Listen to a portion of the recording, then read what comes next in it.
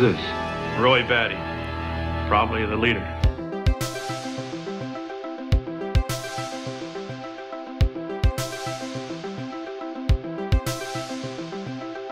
Half of Roy is me.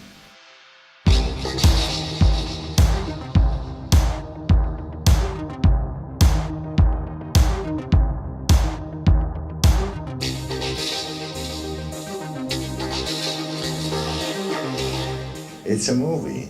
It's a reality that has seen through his mind, the eye of his mind. And I was lucky enough to fit right in that point of view. But it's kind of odd because I think every film is fiction. It doesn't matter if it's about Van Gogh. It's just about the filmmaker's eye. It was just basically, it was completely delicious to work on. I can't even fathom how it feels to be alive and an icon basically because of this movie. I think no actor ever went through this, but I have to tell you, it's incredible.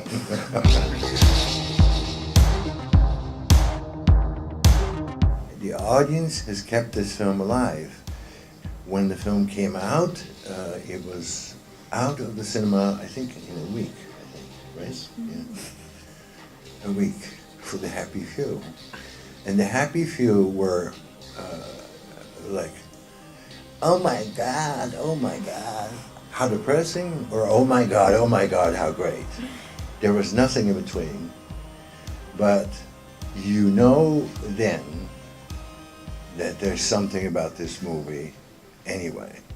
I never doubted that this was a really sexy, erotic, cartoon, opera, interesting movie. But it was ahead of its time, if you can say that. Yeah, it was 30 years ahead of its time. The strangest part is that sort of at the same time I was doing this film, I saw the future, but I didn't know what I was looking at then. But I've seen it. I saw it, and you can only say that when you look back. That's the weird thing.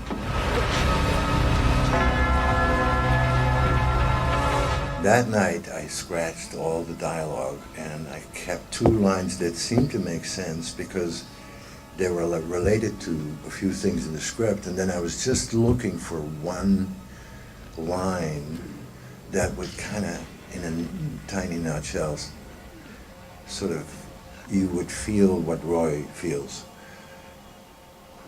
which of course is impossible, right? I've seen things you people wouldn't believe. Attack ships on fire off the shoulder of Orion. The one phrase, that one line, it didn't come from me. It came from the poet in me, and there was a poet in Roy, which doesn't make sense, but there was, right, in the programs. By coming up with that one line to conclude Roy's quest, I was also anchoring myself as an actor in my own, in my own insecure way. And for an audience to carry that, for 30 years with such love, I mean, it cannot really get any better, It cannot get better. Never.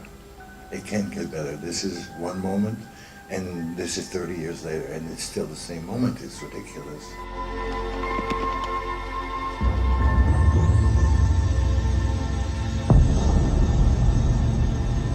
Really said, I made, after Alien, I want to make, specifically this film, although it's science fiction, I want to make it a study of character and a study of mankind, of course.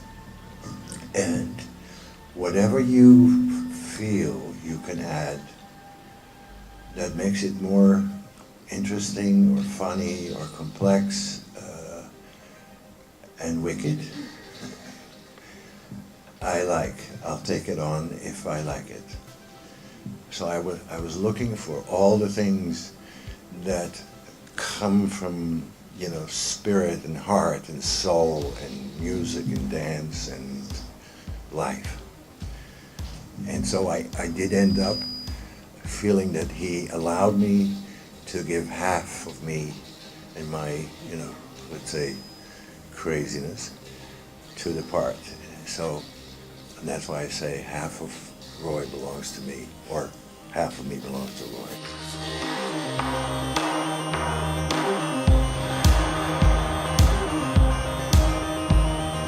Ridley had to fight so many battles when he did Blade Runner, and that's why we have it. It's because he fought for it so hard, and he executed it, and we got lucky because it wasn't only him. He loves the work as much as I do, and I can't wait to see what he's doing next.